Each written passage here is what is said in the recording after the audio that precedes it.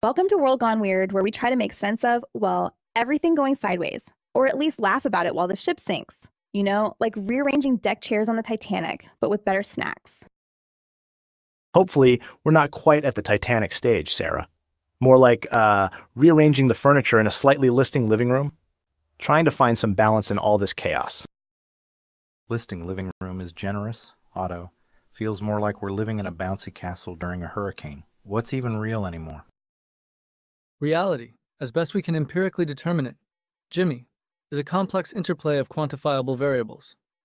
Though I agree the signal-to-noise ratio has become problematical. Problematical? Jesus, you're channeling Spock now. Can we just say it's a mess? A beautiful dumpster fire mess? Okay, a mess. But within that mess, there are things we can analyze, right?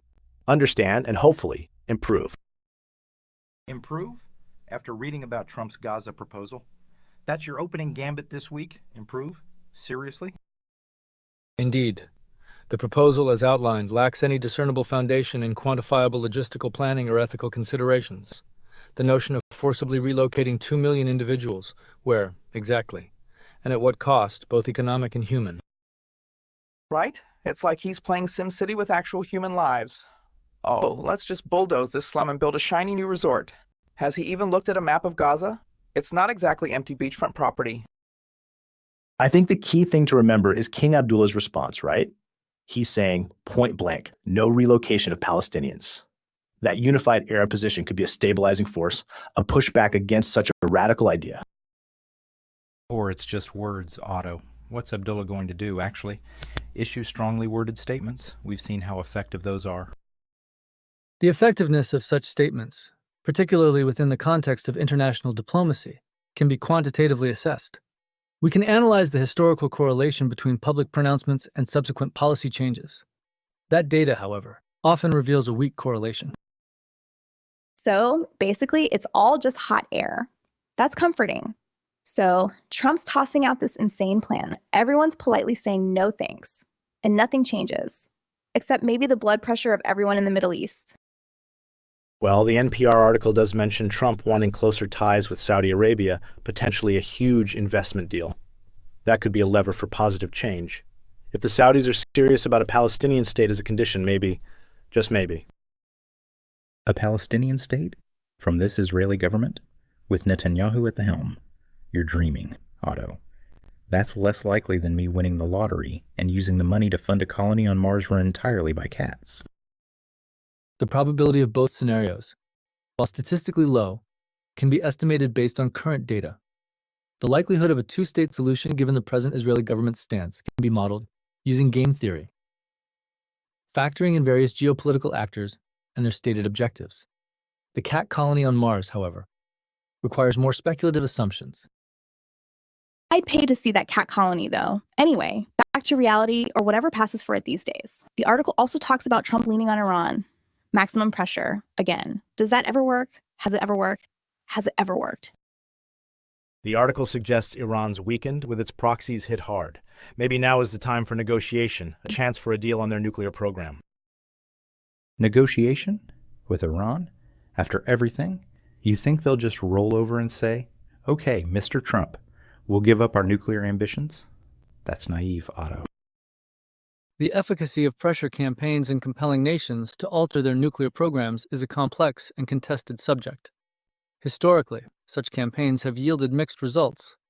A comprehensive analysis requires assessing specific economic indicators, political stability metrics, and technological capabilities within the targeted nation. So basically, nobody knows what's going to happen? Great. Just what I needed to hear. A bunch of chess pieces being moved around by a guy who seems to be playing a completely different game. And that different game probably involves lining his own pocket somehow. That Saudi investment deal smells fishy. $600 billion. What's the catch? We don't know there's a catch, Jimmy. It could be a legitimate economic opportunity, creating jobs and boosting the U.S. economy. We can't just assume the worst. Assumptions, particularly in evaluating economic transactions of this magnitude, are inherently unreliable. A thorough investigation would require rigorous due diligence, including independent audits and assessments of potential conflicts of interest. Without such scrutiny, the transaction remains opaque. Opaque is putting it mildly. It's like trying to read a book written in invisible ink underwater while being attacked by sharks. So let's recap. Trump's got a wild plan for Gaza, a maybe deal with Saudi Arabia, and a maximum pressure strategy for Iran. Anything else on the Middle East bingo card? Well, the article mentions those 2,000 U.S. troops still in Syria. Trump's evaluating the situation, meaning he probably hasn't thought about it for more than 5 minutes. The troops are there to prevent a resurgence of ISIS, right? Their presence, even with small numbers, has a stabilizing effect. The stabilizing effect can be quantified to some extent by analyzing the frequency and intensity of ISIS-related activities in the region, both before and after the deployment of U.S. forces. However, the data must also account for other confounding factors, such as local political dynamics and regional power struggles. So, if Trump pulls them out, chaos ensues. Surprise, surprise. It's like he's deliberately trying to create as much instability as possible. Maybe he thinks it's good for business. Hey, look at all these problems. Only I can fix them. Or maybe he just doesn't care. Maybe he sees the Middle East as a problem to be ignored, not solved. A distraction from his real priorities, whatever those might be.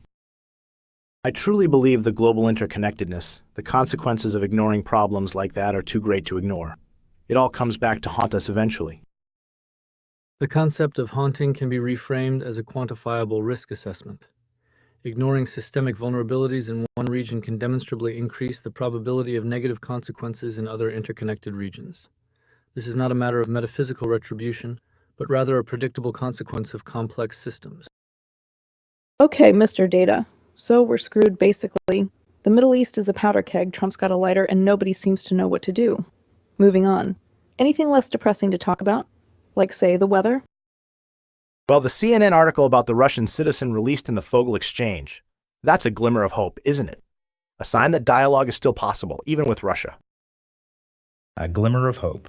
They release one American teacher in exchange for a Russian citizen. That's not exactly world peace, Otto. What did we give up to get Fogel back? What are the Russians really after? The stated motivations behind the exchange, as reported by both Russian and U.S. sources, require careful scrutiny. The Kremlin's narrative focuses on the intensification of contacts between departments, suggesting a willingness to cooperate. However, this narrative may conceal ulterior motives, such as attempting to gain political leverage or deflect criticism. Exactly. It's always something with those guys. They don't just do a nice thing for the sake of being nice. There's a chess game going on, and we're just pawns. But Fogel is home, right? That's a real, tangible, positive outcome for him and his family. And the Secretary of State called it a good sign. A good sign that Russia is willing to play games with human lives? I'm not buying it. And notice how the article says another American is expected to be released. Not will be. Expected. That's not exactly a guarantee. The distinction between expected and will is crucial. It reflects a level of uncertainty inherent in diplomatic negotiations.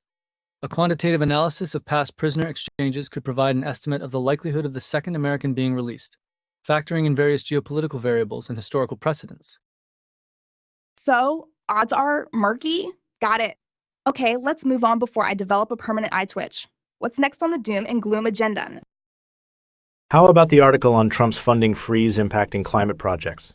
That's definitely concerning. Communities relying on that money are going to be left high and dry. High and dry? Otto, you're turning into Sarah. But yeah, the funding freeze. Shocking, I know. Trump doesn't believe in climate change, but why would he fund climate projects? The correlation between political ideology and environmental policy decisions is a well-documented phenomenon. Trump's stated skepticism regarding anthropogenic climate change demonstrably influences his administration's allocation of resources toward climate-related initiatives. This deviation from scientific consensus necessitates a thorough evaluation of the potential long-term environmental and economic consequences. Right, like electric school buses in Missouri. Suddenly, they're grounded. Lead paint removal? Forget about it. Turns out, making America great again doesn't include, breathable air. But there are court challenges, right? The article mentions judges issuing restraining orders. That gives me a little hope that these projects can get back on track. Restraining orders that the administration is ignoring. Apparently. The White House spokeswoman is saying the funding freeze is still in effect. It's bureaucratic warfare. They're just slow-walking everything. The administration's deliberate obfuscation regarding the status of the funding freeze raises serious questions about transparency and accountability. The conflicting signals being sent, rescinding the OMB memo while simultaneously asserting the executive orders remain in effect, create a climate of uncertainty and undermine trust in governmental institutions. Uncertainty? That's the understatement of the century. It's a full-blown clown show, and the article points out that Republican-led states are going to get hit the hardest. You gotta love the irony. Maybe they should have thought about that before voting for Trump. Actions, consequences, and all that. Attributing complex socioeconomic outcomes solely to voting patterns oversimplifies the issue. A more nuanced analysis would consider a range of factors, including demographic trends, economic disparities, and access to information. Furthermore, the disproportionate impact on Republican-led states highlights the potential for unintended consequences when policy decisions are driven by ideological considerations rather than empirical data. Okay, so environmental disaster is looming. Got it. Is there any good news this week? Like, did someone finally invent a self-cleaning toilet? Otto, you're incorrigibly optimistic. A split within the Republican Party doesn't mean good things for anyone. It just means more chaos, more infighting, and less actual governing. The fragmentation within the Republican Party, as evidenced by the differing approaches in the House and Senate, suggests a lack of consensus on effective political strategies. This internal discord may impede the implementation of Trump's agenda, but it also introduces a degree of unpredictability into the political landscape. Unpredictability being the key word. So they can't even agree on whether to shove everything into one giant bill or split it into two. That's impressive in a spectacularly dysfunctional way. But if they actually find themselves deadlocked, isn't that a good thing? Fewer bills passed means less that can go wrong. Or it means nothing gets done. Gridlock is not a virtue, Otto. It means problems fester, crises deepen, and nobody actually addresses the issues. The effectiveness of legislative gridlock is a matter of ongoing debate. Some argue that it prevents the passage of harmful legislation, while others contend that it hinders the government's ability to address critical societal challenges. A comprehensive evaluation requires analyzing the specific context of each legislative impasse and assessing the potential benefits and drawbacks of inaction. So, we're back to square one. Nobody knows what's going on, and everyone's arguing about the best way to get nowhere. Fantastic. I'm starting to think that self-cleaning toilet is the most realistic hope we've got. Don't forget about the debt ceiling, which Speaker Johnson wants to address. That's always a fun game of chicken with the global economy hanging in the balance. It would really be better if everyone tried to work together to move things forward for our population, not just argue and shut things down. Indeed, a collaborative approach predicated on empirical data and rational discourse is demonstrably more effective in addressing complex societal challenges than partisan obstructionism. The pursuit of shared goals, rather than the prioritization of ideological agendas, is essential for achieving sustainable and equitable outcomes. Well, while they're collaborating, I'll be over here hoarding canned goods and practicing my deep breathing exercises, just in case that bouncy castle finally collapses. And I'll be over here questioning everything, as usual. Someone has to keep an eye on those chess pieces, even if the game is rigged. And I'll hold out hope that maybe, just maybe, some good will come out of all this, even if it's just a slightly less leaky roof. And I'll be over here, objectively analyzing the data and providing empirically supported assessments of the probabilities of various outcomes. Remember, knowledge is our best defense against the unknown, even if that knowledge is profoundly unsettling. All right, folks, that's all the weirdness we can handle for today. Tune in next week when we'll probably be discussing the robot apocalypse or something equally cheerful. Until then, stay skeptical, stay hydrated, and try not to panic. Keep questioning. And stay hopeful.